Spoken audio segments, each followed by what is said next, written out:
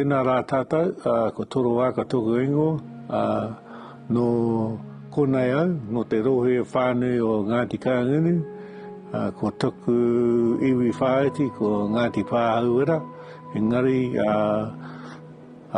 ka heki iho au mai ngā hapu o tēnei rohe o ahuriri, ko ngai tāwho teitahi o taku tino tipuno o konei, heko iho ki taku tipuno ko Ropene, heki iho ki au.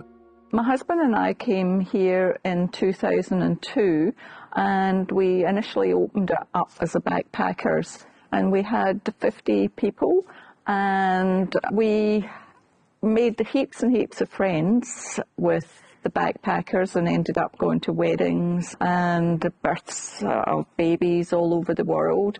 In 2007 we kept it open as a backpackers for another year and a half, but because of ill health we changed it into a tours facility because you couldn't actually mix both things. Obviously when backpackers are here, what they want is they want to feel at home, they want to be able to come out, make a barbecue, have a party, play guitar, whatever they want to do, and having tours at the same time was too invasive, so we had to make that strange decision of cutting out one of them, and we got the tour developed and we translated it into 16 languages, and then we added a ghost tour, then we added a kids tour. We tried to sort of cover all the full spectrum of visitor experiences.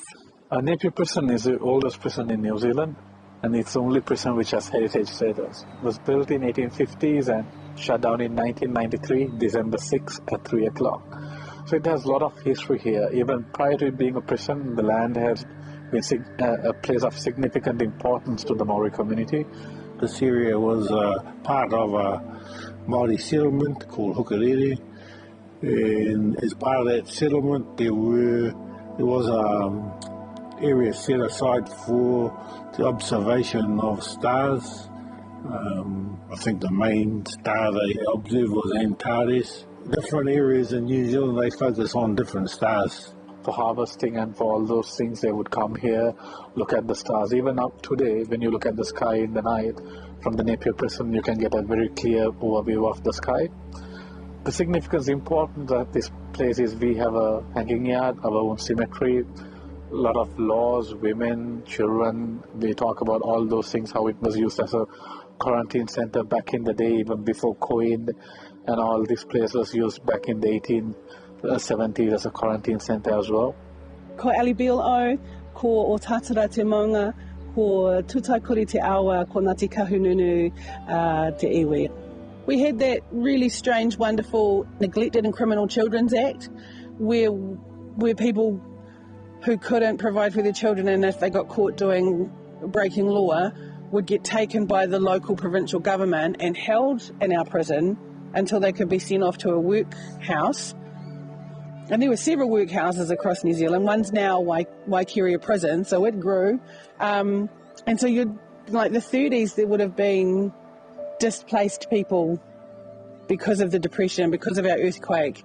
Mums trying to look after their kids are most likely in there. Yeah. So other people that have come through, customers, investigators, have said they've heard children laugh. The other thing that I think is quite tragic with the prison is the fact that a lot of the inmates here were here solely because they were dyslexic, and because of that they couldn't read and write enough to get their theory for driving, so they took it upon themselves to just get in the car and drive and go to work to provide for their family and whatever it is. And it's a sad indictment in education these days that had to happen. The prisoners used to work at the quarry initially, and the wall was built in 1906. That's why on the top of the gate it says 1906. A royal family visit was supposed to happen in that year, so the prisoners who were working at the quarry, they moved the rocks from the quarry all the way to the prison. Latterly, it was manned by Jack the Bastard Adams and his team. But prior to that, the inmates here that were on work parole would have to go down there and actually quarry the rocks, and a lot of these rocks were placed in the walls, as you can see round about. In return, they were allowed to engrave whatever they want on the rocks as well. So if you come out and see, you will see a lot of designs the prisoners have drawn. When the earthquake happened, because all the floors in the corridors were made of dirt, there was no vinyl, there was no wood on top until latterly. So the whole building made up of variegated sort of wooden, like tiling almost, the way the pattern was. That all moved pretty much with the earthquake. The corridor does undulate in down towards the women's wing, down that block there, but we had to reinforce all the beams and all the structure, and we had to insulate as well. There was lots of things that happened in the prison here, like the top dog had a key pressed into the old Lifebuoy soap. The guys in here called it Liberty soap, and on loads of occasions in the pound area there was 2 individual cells. Generally opposing gang members were in there. They'd go out for that 1 hour a day, and their prospects or friends would be lurking in the bushes, and they would feed them down KFC and all that in the solitary confinement area. They'd have tennis balls that had been slightly slit open, and they were filled with dry goods. It could be money or drugs or whatever. There was people who used to go out and perform robberies and all sorts by using that same key, which was hidden out the back there, just on the opposite side of where the cages are. They never used to have toilets in the cell. Then plumbers came and put a new toilet. But prisoners found out that this whole place is wooden, not a concrete wall. They can move things around and make a hole on the wall and come out. Because of it just comes out to the garden, they can climb through the fence and go to KFC, movies, and come back. But some person told me he used to be here. There's some rules for them. They can go out, they can't drink outside. They can bring it in, but they can't drink, because their rule was, if you start drinking, then you get in trouble, then the whole plan gets ruined.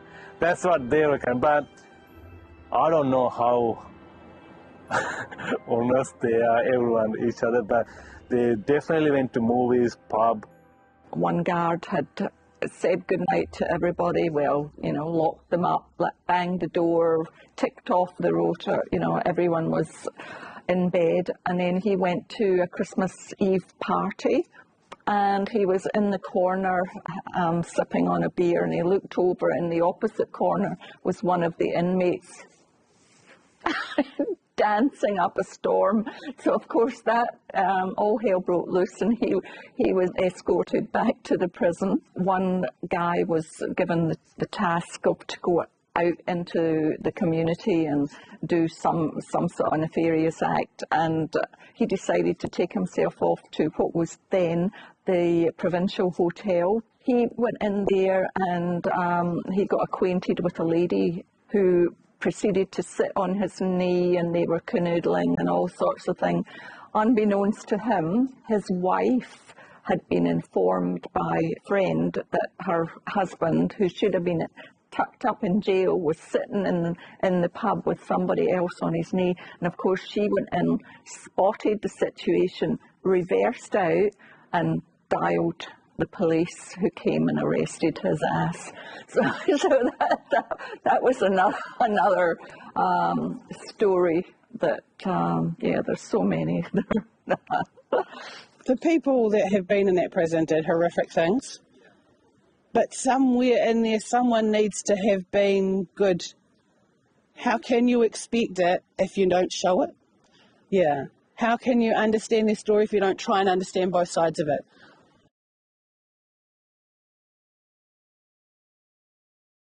There was one guy who was only 16 who there was no place for him in a junior facility, so he was brought in here, and he was a huffer, so he used to sniff solvents, glue and all that sort of thing. He was put in cell number 2, and after a few days he just decided to check out, and he proceeded to take some rough bits of his sheeting and tie it and hang himself in that cell. And he's written a little epitaph. It's in red and it says "Wayne in Hell," and then it's got F-E space Q-U-E.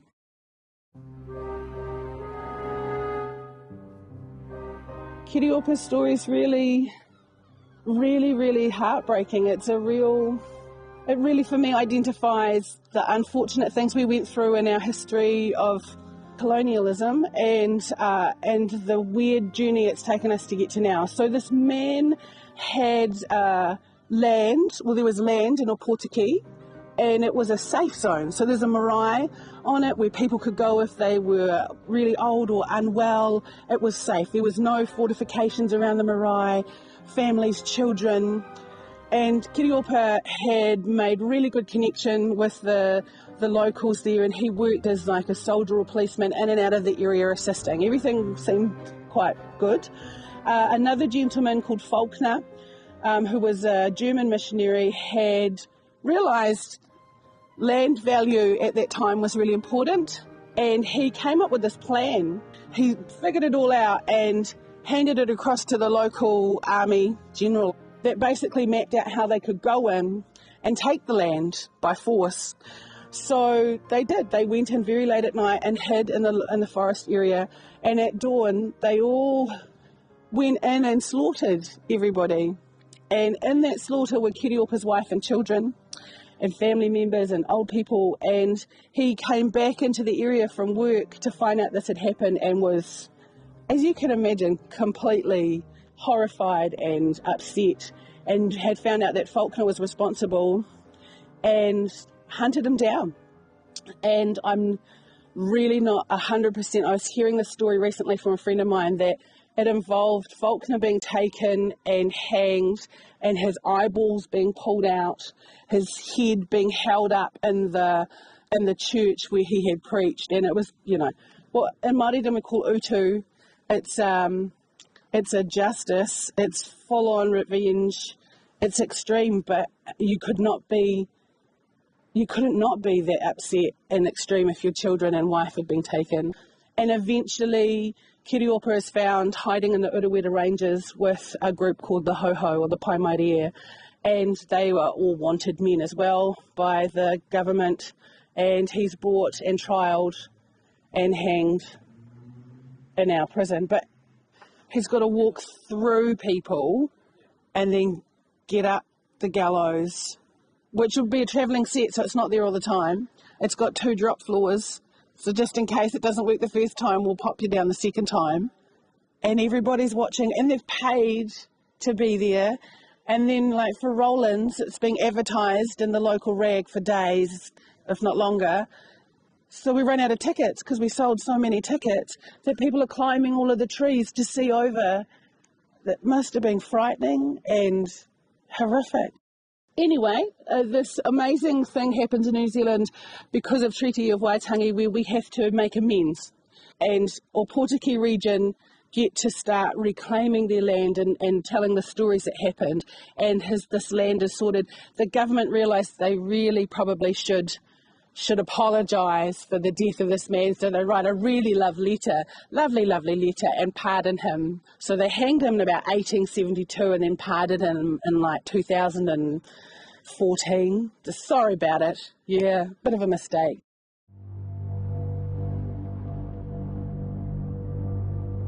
So poor Roland's really, really ill. There is a few cases documented of him having some issues and having to spend time in the police station, and his wife would care for him in the jail cells there in Ormondville. And the first time I heard his story, I was told that he could hear the villagers coming with burning torches to burn down the house while the family were asleep, and so he would save them by taking their lives. The information I've read is that he did think there was some danger coming, and so once they had all gone to rest, he took a log of wood from the firebox and stunned each of them on the head so they were knocked out, and then one at a time took a butter knife that he'd sharpened and cut their throat, and then resharpened the knife and cut the next one's throat. And he went through this with his wife and several of his children, like most of his children, and then thought he should take his own life, which was very unsuccessful, and then he ran looking for help to several neighbours, and eventually he was found under a bridge and really wound up and very upset. So he was quite mentally unwell. Definitely documentation that proves that he wasn't well, and you wouldn't have got the support then that you would get now. We've got so much information on every inmate that was in here up until the mid-1950s. After that, there's the process of where privacy and all that sort of thing, and you need to wait for a long while, which does not mean that inmates don't come up on a weekly basis and tell us exactly which cell they were in, what they did, where they used to hide the drugs, all of that. So you can see everything had to be bolted and concreted, because the inmates, if they got bad news from their visitors, of course they would pick up the nearest object and hoy it or throw it at whoever was in their pathway. Because oft-times you would have perhaps an inmate who had been in here for maybe 7-9 months, and then his wife would turn up visibly pregnant, and that would cause real friction, and perhaps his brother was standing sheepishly in the background, like saying, So all of those types of things happened here. An inmate had been in there. He had been in on most likely fraud charges. The man himself had had some physical disfigurement from burning, and his moustache was ginger and then black where the burn marks were. And I don't know if it was his age or they just felt sorry for him, but he was allowed to bring one of his many, many cats in with him, and had stayed with him till he, I guess, passed of, so we say, natural causes in prison. And so this cat turns up so many years later, 2002, and this cat has a ginger and black moustache as well. She goes to the cell to sleep or sit at, well, that's Basil's cell.